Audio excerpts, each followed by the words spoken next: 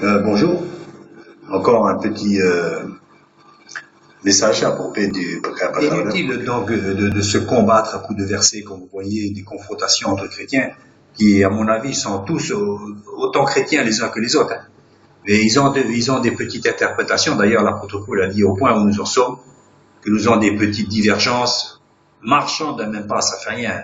Donc, marchant d'un même pas, évidemment, on marche pas tellement d'un même pas, mais ça, je pense que ça veut dire oubliant ces petites différences et marchant malgré tout dans la foi qui nous unit. Donc il faut chercher des choses qui nous unissent. Même je pense avec les frères catholiques, qu'on fustige bien souvent, et je pense à juste titre. Il faut d'ailleurs que ce ne soit pas toujours par derrière, mais il faut qu'on puisse leur dire avec amour devant. Mais il faut chercher malgré tout des corrélations avec ces gens-là. Bon, on peut se rejoindre sur beaucoup de points, et donc nous puissions avoir une foi œcuménique pour essayer constamment le rapprochement, les ponts, mais évidemment pas sous la bannière catholique. On peut trouver une bannière, exemple la bannière chrétienne. Ne pas prendre les versets de manière béate. Voilà, le Seigneur a dit ça, le Seigneur a dit ça. Faisons attention à ces choses-là, parce que certains pasteurs ou commentateurs chrétiens parlaient de, je crois, Armstrong sur la Lune, et qui parlait des choses un peu spirituelles, qu'il avait senti Dieu ou des choses comme ça. Donc là, ce n'est pas dans la Bible. Alors évidemment, quand ça nous arrange, quand ça va dans le sens biblique, on cite tel ou tel homme. Par contre, si ça ne cadre pas avec notre compréhension personnelle de la Bible, il est évidemment que nous évitons de mentionner ces gens-là. Et pourtant, bien des personnes qui parleraient d'une manière assez naturelle pourraient parler de la part de Dieu, et que nous n'en saurions pas. D'ailleurs, la Bible dit clairement que Dieu parle d'une manière, tantôt d'une autre, mais l'homme n'y prend pas garde. Et l'homme Dieu ne parle pas qu'à travers la Bible, mais à travers bien et bien des situations. Dieu m'a parlé aussi à travers de la télé, et je suis sûr que Dieu vous parle à travers la nature. D'ailleurs, Dieu le dit. Si on ne voit pas Dieu dans la nature, je pense qu'on sera inexcusable. Parce qu'on peut découvrir Dieu juste en ayant la nature, en voyant la nature. Donc, il y a mille et une façons de trouver le Seigneur, dans son cœur, dans la contrition, dans les épreuves que Dieu peut même susciter pour venir à Dieu. Donc, ne prenons pas les versets de manière béate, comme ça, le Seigneur il a dit, ça y est, le Seigneur l'a dit. Nous avons un droit de regard dans le sens aussi de l'interprétation et de la signification de ces choses, pour nous les approprier. Donc, dans ce siècle, on pose la parole du grand frère Paul. Je pense qu'aujourd'hui, les cheveux tressés sont tout à fait possibles, tout à fait acceptables, et sauf pour ceux que ça gênerait. Alors évidemment que chacun fasse avec sa conscience, mais je pense qu'il n'y a aucune contre-indication de apporter des cheveux tressés. Voyez, autrefois on pouvait même tresser les cheveux avec des parures d'or, des fils d'or, des perles, des bijoux, et évidemment ça pouvait devenir extravagant, et que c'est vrai que de telles personnes qui arriveraient à l'église pourraient détonner, voyez, parce que évidemment on est dans une ambiance de nouvelle vie, de soumission à Dieu, de repentance et de recherche envers le vrai, déjà envers soi-même. Et de voir arriver des personnes comme cela pourrait détonner, mais il faut accepter ces gens, il faut accepter fortement tous les gens qui se présenteraient.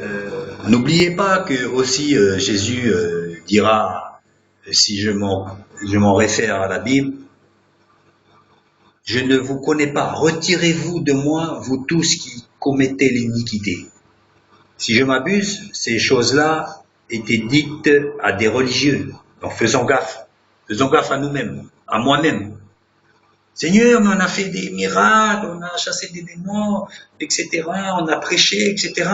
Je ne vous connais pas. Faisons très attention à ça.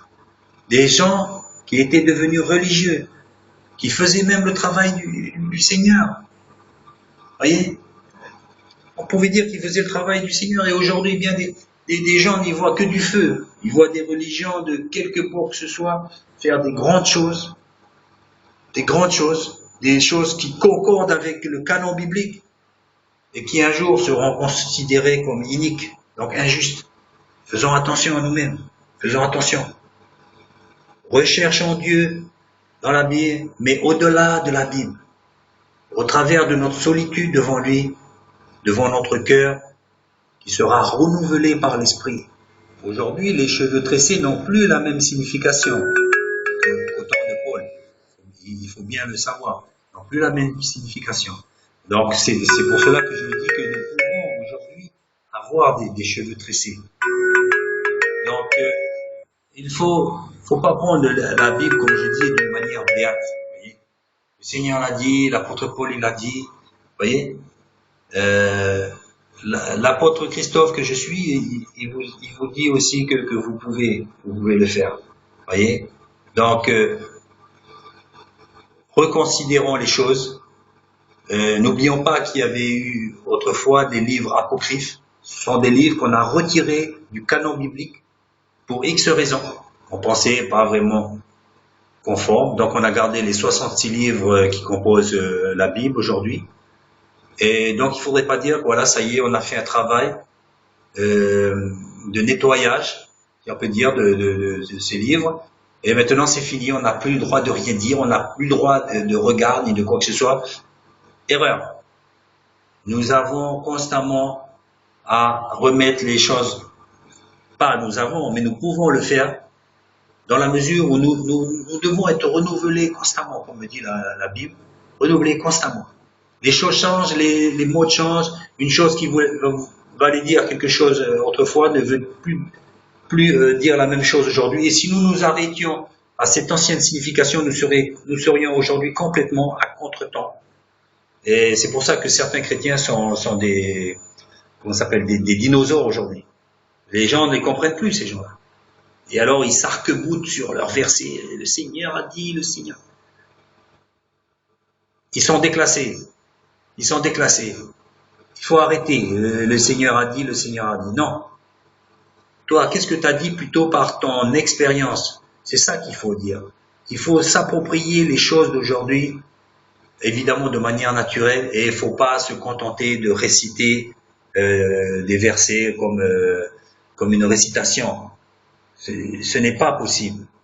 Notre vie en pâtira lourdement. Souvenons-nous de cet homme de Dieu qui, lors de son départ, fut chahuté par des enfants qui lui dirent « Monte chauve, monte chauve ». L'homme de Dieu se retourna et maudit les enfants qui par la suite se firent tuer par un ours. Apparemment, chez les Juifs, la tonsure, la calvitie était un signe de malédiction. Et pourtant, c'était un homme de Dieu. Alors méfions-nous des apparences vestimentaires ou capillaires. Je vais finir aussi par ces paroles. Nous pouvons très bien avoir de l'extravagance dans notre accoutrement. Avoir des choses un peu, j'allais dire farfelues, et être humble au fond du cœur.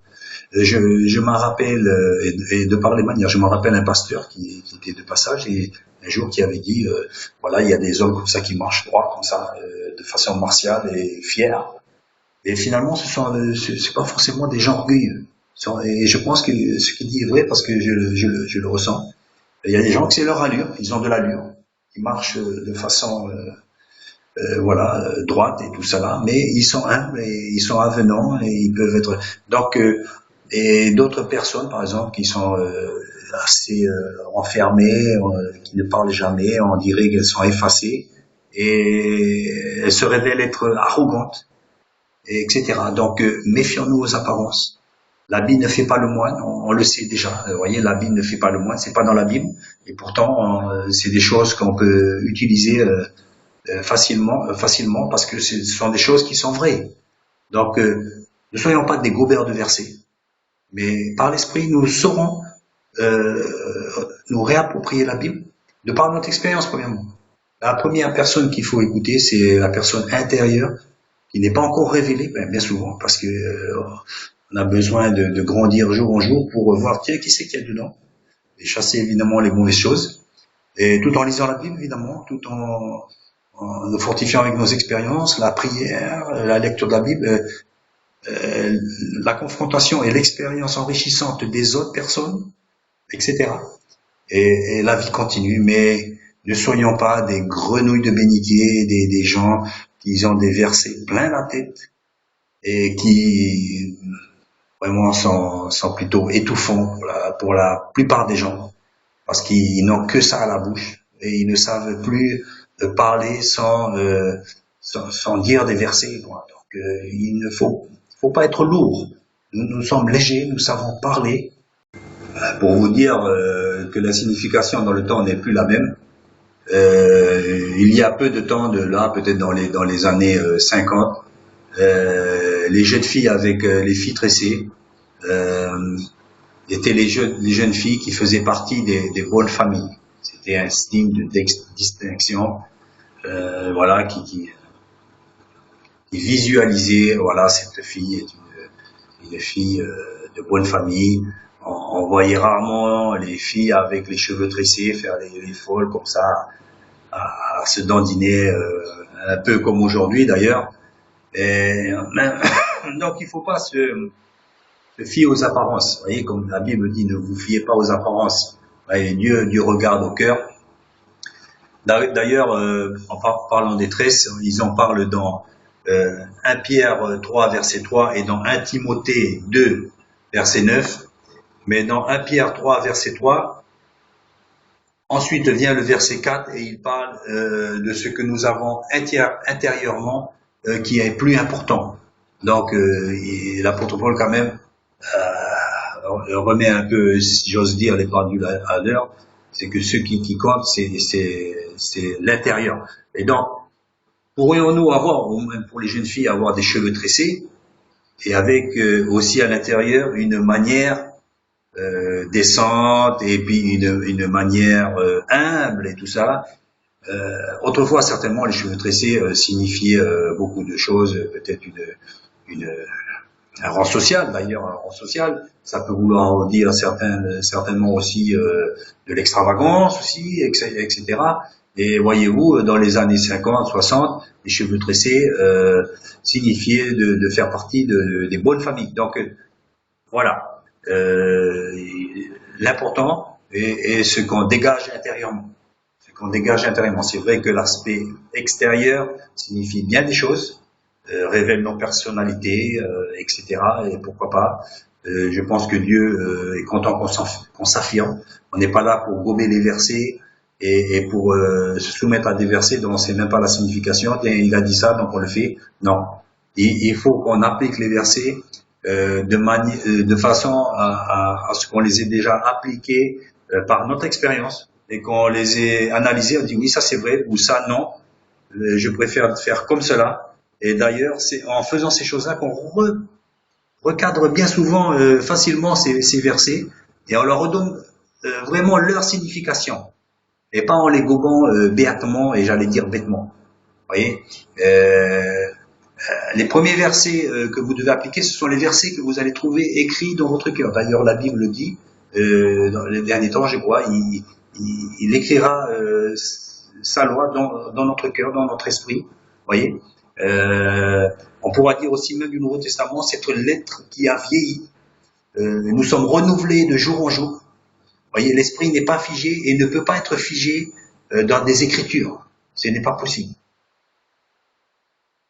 Rappelez-vous aussi la phrase que Jésus avait dit aux pharisiens à propos de la femme adultère. Il avait dit que celui qui est sans péché jette la première pierre. Alors, vous le savez.